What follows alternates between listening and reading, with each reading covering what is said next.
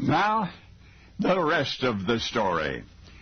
Jane Doss had never won anything in her life. She had done her share of losing. Jane was the widow Doss. I do not believe that she was pitied, although folks might see her at a distance and say, there goes the widow woman. We must visit her sometime, but few ever did. And as I say, Jane had never won anything in her life. But this was the spring of 1825, and Jane's luck was about to change.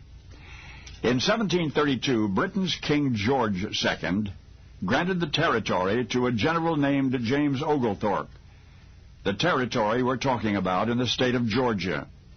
The following year, Oglethorpe founded a settlement on the Savannah River.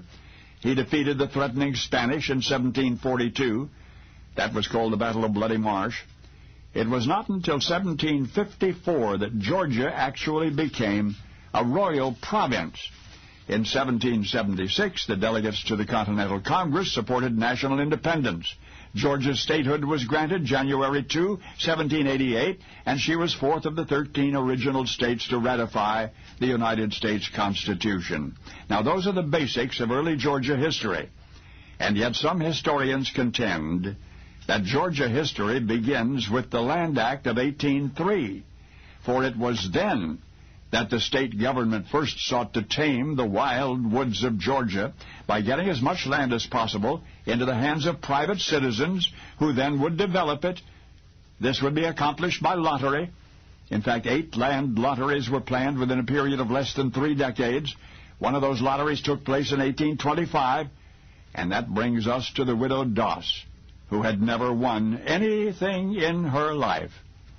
Now, Jane lived in the Knox district of Jackson County. She had no interest in DeKalb County. And yet the land she acquired in the lottery of 1825 was in DeKalb, spelled DeKalb, specifically in the 14th district, even more specifically, lot number 78.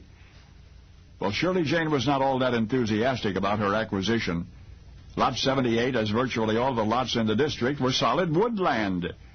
Were she a man, perhaps she would possess the urge as well as the physical strength to strike out and clear the land by hand. Indeed, there was a certain irony in the fact that the only women eligible to participate in the land lottery were widows. But Jane Doss hung on to Lot 78 for 1 year. For in 1826, she discovered a buyer, one Matthew Henry of Gwinnett County, and Jane sold Lot 78 to Matthew for 25 cents an acre. Not once had Jane even visited her property.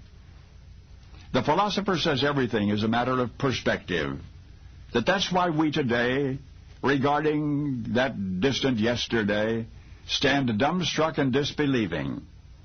You see, the widow Jane Doss had no use for lot number 78 in the 14th district of DeKalb County, Georgia. No use at all. So she sold that land for 25 cents an acre. 2.5 acres in all.